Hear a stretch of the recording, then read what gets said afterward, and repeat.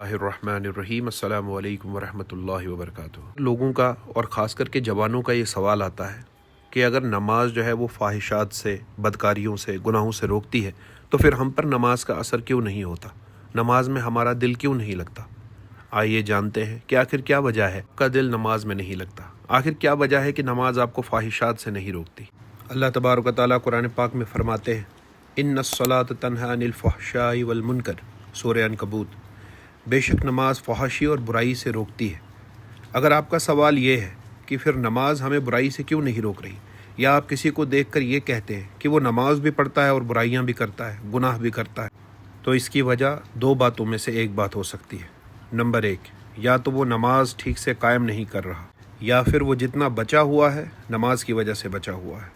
کیا کوئی یہ دعویٰ کر سکتا ہے کہ اللہ کا فرمایا ہوا یا اللہ کا کلام غلط ہو سکتا ہے؟ معاذ اللہ۔ اور اس بات پر بھی غور کریں کہ نماز کے لیے تو پاکی ہی کی ضرورت ہے، آپ کی جگہ پاک، لباس پاک، جسم پاک۔ تو بے حیا آدمی کے تو پہلے کپڑے ہی پاک نہیں رہتے۔ تو حاصل یہ ہوا کہ اگر وہ تھوڑا بہت بچا بھی ہوا ہے تو نماز کی وجہ سے بچا ہوا ہے، ورنہ وہ نحوست کے نئے مراحل طے کر سکتا تھا۔ اگر آپ باقی بحث بازی کو چھوڑ کر صرف اس بات پر غور کریں کہ کس طرح ماہ رمضان میں ہماری مساجد بھری ہوئی ہوتی ہے، اور جیسے ہی چاند رات آتی ہے، جیسے ہی عید کا اعلان ہوتا ہے، مسجدیں ایسے خالی اور ویران ہو جاتی ہیں گویا وہاں پہ مسلمان آبادی کبھی بسی ہی نہ تھی۔ تو یہ برساتی مینڈک کس منہ سے دعویٰ کر سکتے ہیں کہ ہم نے نماز بھی پڑھی لیکن پھر بھی ہم فحاشی اور گناہوں سے نہ بچے؟ ناممکن ہے۔ اپنے گریبان میں جھانک کر دیکھنا چاہیے۔ قرآن میں ہم سے فرمایا گیا کہ تم پر نماز اپنے مقررہ وقتوں پر فرض کی گئی ہے، اس کے باوجود کبھی قضا کر کے پڑھی، کبھی 5 میں سے 4 پڑھی، 3 پڑھی، کبھی فرصت نہیں ملی، کبھی تھکاوٹ ہو گئی، اور دعوے یہ ہیں کہ یہ نماز ہمیں برائیوں سے، گناہوں سے نہیں روک رہی۔ ہم نے کبھی یہ غور نہیں کیا کہ جو پیرامیٹر اس کے لیے سیٹ کیا گیا تھا اس پیرامیٹر پہ ہم کتنے کھرے اترے۔ کہاں فرمایا گیا تھا 5 میں سے 4 یا 3 پڑھنے والوں کی نماز انہیں فحاشی سے روک لے گی؟ کہاں فرمایا گیا تھا کہ ہفتے میں 2 دن، ہفتے میں 3 دن، یا پھر جمعہ کی نماز پڑھنے والی کی نماز اسے فحاشی سے روک لے گی؟ پیرامیٹرز ڈسکرائبڈ ہیں۔ اللہ کے طے کردہ قانون پر اپنی مرضی سے نہیں چلا جاتا۔ غلام اپنی مرضی سے نہیں چلتا، آقا کی مرضی سے چلتا ہے۔ کام ویسے کرے جیسے اللہ نے کرنے کا حکم دیا ہے، اور پھر یہ توقع رکھیں کہ اللہ ہمیں گناہوں سے روک لے گا۔ ایک حدیث پاک میں رسول اللہ صلی اللہ علیہ وسلم نے فرمایا کہ جس نے ایک نماز بھی قضا کی اس کا نام جہنم کے دروازے پہ لکھ دیا گیا۔ تو اب جہنم کے دروازے پہ لکھے ہوئے نام سے یہ امید رکھنا کہ وہ نیک عمل کرے، وہ ایماندار اور صالح اور نیک روح بن کر دنیا میں چلے، ناممکن ہے۔ میں آپ سے سوال کرتا ہوں، شیطان نے آخر کس چیز کا انکار کیا تھا؟ کسی ذکر کا، کسی تسبیح کا؟ نہیں، ایک سجدے کا۔ وہ ایک سجدے کا منکر قیامت تک کے لیے لعنتی ہو گیا۔ اور ہم میں سے نہ جانے کتنے ہیں جنہوں نے ہفتوں سے، مہینوں سے، سالوں سے اللہ کے سامنے سر نہیں جھکایا، اور پھر جب انہیں سمجھایا جائے تو آگے سے بے شرمی کے ساتھ جواب دیتے ہیں ابھی اللہ نے توفیق نہیں دی، اللہ چاہے گا تو نماز پڑھ لیں گے۔ بھائی ہمارا نماز پڑھنا نہ پڑھنا اللہ نے پہلے ہی لکھ دیا ہے، تو جب وہ اس نے لکھا ہوگا تب پڑھ لیں گے۔ شرم آنی چاہیے۔ ہم اللہ کے فرمان کے ساتھ اور حضور صلی اللہ علیہ وسلم کے فرمان کے ساتھ ٹھٹھا اور مذاق کرتے ہیں، تو پھر انتظار کرو اس دن کا جب تمہارے ساتھ ٹھٹھا اور مذاق کیا جائے گا۔ تمہیں دکھایا جائے گا کہ جاؤ وہ ہے جنت، اور جب تم وہاں دوڑ کے جاؤ گے تو وہاں سے ایک فرشتہ تمہیں کوڑے مار کر واپس بھگائے گا اور کہے گا جاؤ وہاں ہے جنت، اور تم وہاں کے لیے بھاگو گے تو وہاں سے تم پر کوڑے برسائے جائیں گے، اور جب تم تھک ہار کر گرو گے تب تم سے کہا جائے گا کہ یہی ہے وہ ٹھٹھا اور مذاق جو تم دنیا میں کیا کرتے تھے۔ اور بے نمازی کی اللہ کے ہاں کیا اوقات ہے اور وہ کتنا بڑا مسلمان ہے، یہ جاننے کے لیے اوپر آئی کے آئیکن پہ آنے والے لنک پہ کلک کر کے جان لیجئے کہ آیا نماز نہ پڑھنے والا مسلمان ہے بھی یا نہیں۔ اور یہ برساتی مینڈک جو کبھی کبھار نماز پڑھتے ہیں، کبھی چھوڑ دیتے ہیں، ان کے لیے اللہ تعالیٰ نے تو سورہ معاون میں کہہ دیا فوائل للمصلین، افسوس ہے ایسے نمازیوں پر۔ تو جن پر اللہ نے افسوس کر دیا ہو وہ کامیابی کی ضمانت کہاں سے لائیں گے؟ ان کی نمازیں تو تب انہیں فحاشی اور بدکاری اور گناہوں سے روکے گی جب انہیں اللہ قبول کرے۔ تو اللہ نے تو افسوس کر دیا تمہارے حال پہ، تو پھر نمازیں کیسے قبول ہوں گی؟ تم کیسے گناہوں سے روکو گے؟ اور کیا کبھی ہم نے اپنی نمازوں کی حالت پہ غور کیا ہے؟ ایک مشینی روبوٹ کی طرح سجدے میں جانا، سجدے سے اٹھنا، رکوع میں جانا، رکوع سے اٹھنا۔ کیا ہم نے کبھی سوچا کہ نماز میں ہم پڑھ کیا رہے ہیں؟ نماز میں ہم اللہ سے کیا رہے ہیں؟ کیا ہمیں نہیں بتایا گیا کہ نماز مومن کا معراج ہے؟ وہ معراج جو رسول اللہ صلی اللہ علیہ وسلم کو ہوا تھا۔ جب امت کی باری آئی تو ہمیں نماز کا تحفہ دیا گیا کہ نماز کے ذریعے سے اللہ کے ساتھ ملاقات کرو، اللہ سے سرگوشیاں کرو، اللہ سے مانگو۔ کیا ہمیں یہ نہیں بتایا گیا کہ سجدے کی حالت میں اللہ اپنے بندے کے سب سے زیادہ قریب ہوتا ہے؟ کیا ہمیں یہ نہیں بتایا گیا کہ اللہ تعالیٰ اپنے بندے سے فرماتا ہے میرے بندے انی لک محب، میں تجھ سے محبت کرتا ہوں؟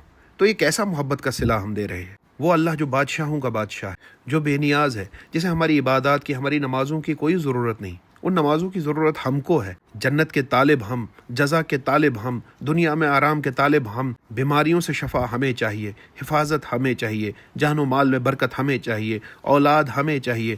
جو دینے والا ہے وہ تو بے نیاز ہے، اسے کسی چیز کی ضرورت نہیں، اس کے باوجود اپنے بندے سے کہتا ہے اے میرے بندے میں تجھ سے محبت کرتا ہوں۔ اس آیت کو پڑھنے کے بعد اگر کوئی جذبہ ہمارے اندر بیدار نہیں ہوتا تو کم سے کم شرم کا جذبہ تو بیدار ہو، کہ ہم دیکھیں کہ وہ بے نیاز بادشاہوں کا بادشاہ ہم جیسے حقیر اور گناہگاروں سے کہہ رہا ہے کہ میں تم سے محبت کرتا ہوں، اور ہم کیا کہہ رہے ہیں؟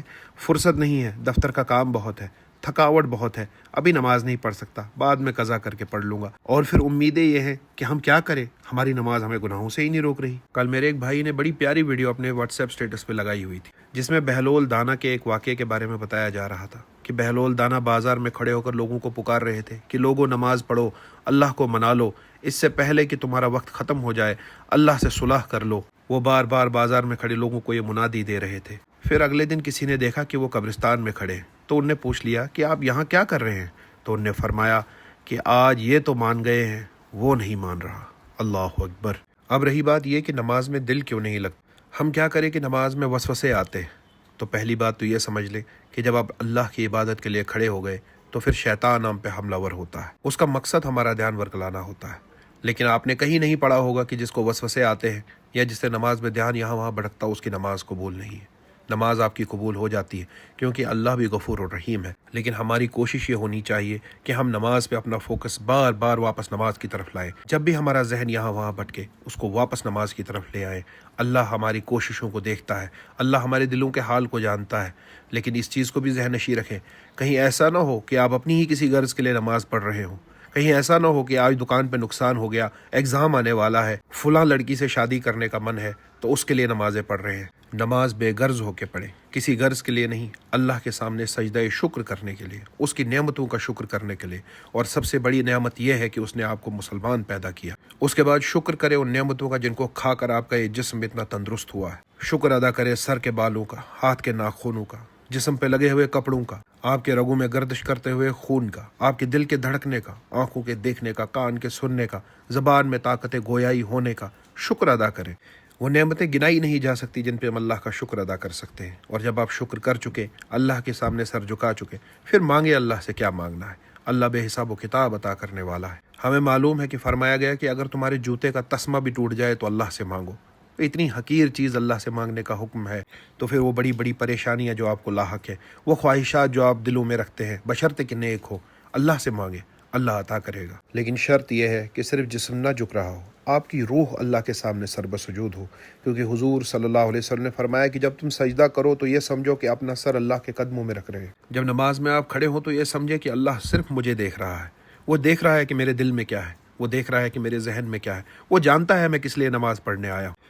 کہیں باپ دادا کے روب میں نماز پڑھنے تو نہیں آیا۔ رمضان میں تو سبھی مسجدوں میں نماز پڑھتے ہیں، مجھے بھی جانا ہوگا، اس وجہ سے تو نہیں آیا۔ یہاں پر میں حضور صلی اللہ علیہ وسلم کی وہ حدیث ضرور بتانا چاہوں گا کہ رسول اللہ صلی اللہ علیہ وسلم نے فرمایا کہ قرب قیامت میں تم دیکھو گے کہ مسجدیں بھری ہوئی ہوں گی لیکن ان میں سے کوئی بھی صاحب ایمان نہیں ہوگا۔ اس لیے اپنی نمازوں پہ غور کریں، اپنی نمازوں میں خشوع اور خضوع پیدا کریں۔ اس بات پہ غور کریں کہ اللہ نے نماز پڑھنے کو نہیں کہا، نماز قائم کرنے کو کہا ہے۔ اس لیے میری آپ سے گزارش ہے، اب یہاں میں آپ سے یہ گزارش کرنا چاہوں گا کہ کم سے کم آپ قرآن میں پڑھی جانے والی آیات اور تکبیر کا ترجمہ سمجھیں، ترجمہ یاد کریں، تاکہ آپ کو پتہ ہو کہ آپ اللہ سے کیا رہے ہیں۔ اور آپ دیکھیں گے جب آپ یہ ترجمہ یاد کریں گے تو آپ کو احساس ہوگا کہ میں اللہ سے کیا کہہ رہا ہوں۔ آپ اللہ کی حمد کر رہے ہیں، اللہ کو رحمان و رحیم مان رہے ہیں، اللہ کو قیامت کے دن کا مالک کہہ رہے ہیں، اور پھر اللہ سے کہہ رہے ہیں کہ یا اللہ میں تیری ہی عبادت کرتا ہوں اور تجھ سے ہی مدد چاہتا ہوں۔ اور پھر آپ مدد مانگتے ہیں کس چیز کی؟ کہ اللہ مجھے صراط مستقیم عطا فرما، صراط مستقیم پر چلنے کی توفیق عطا فرما، راستہ ان لوگوں کا جن پر تیرے انعامات ہوئے، نہ کہ ان لوگوں کا جو راستے سے گم ہو گئے اور جو ظالموں میں سے تھے۔ کتنا پیارا قول ہے حضرت علی کا کہ فرماتے ہیں کہ جب میرا دل چاہتا ہے کہ میں اللہ سے بات کروں تو میں نماز پڑھ لیتا ہوں، اور جب میں یہ چاہتا ہوں کہ اللہ مجھ سے بات کرے تو میں قرآن پڑھنا شروع کر دیتا ہوں۔ اللہ اکبر۔ اب آخر میں آپ کو ایک راستہ بتاتا ہوں جس کے ذریعے سے آپ اپنے آپ کو گناہوں سے بچا سکتے ہیں، جو میں نے خود بھی استعمال کیا ہے، اور وہ یہ ہے کہ آپ ہر نماز کے بعد یہ تحیہ کریں کہ اگلی نماز پہ آ کے اللہ کو بتاؤں گا کہ ان نمازوں کے بیچ میں نے کیا کیا۔ اللہ تو سب جانتا ہے، میں اللہ کو سب بتاؤں گا کہ میں نے کوئی گناہ کیا، کوئی نیکی کا کام کیا، کسی کی مدد کی، کسی کا حال چال پوچھا، سب اللہ کو بتاؤں گا۔ اور جب آپ یہ ذہن میں رکھ کر اللہ کے پاس جائیں گے، نماز کے بعد اللہ کے سامنے کھڑے ہوں گے اور اللہ کو یہ بتائیں گے، تو میں یقین سے کہتا ہوں آپ کبھی گناہ کر کے نماز کو نہ جائیں گے، اور پھر آپ دیکھیں گے کہ کس طرح اللہ تعالیٰ کی رحمتیں اور برکتیں آپ پر نازل ہوتی ہیں اور آپ گناہوں سے بچ جاتے ہیں۔ یہ ویڈیو اپنے دوستوں تک، اپنے گھر والوں تک شیئر کریں، انہیں بھی نماز پڑھنے کا صحیح طریقہ بتائیں، ان کی زندگی بھی بدلے۔ اللہ آپ کو میرا حامی و ناصر۔ السلام علیکم ورحمۃ اللہ وبرکاتہ۔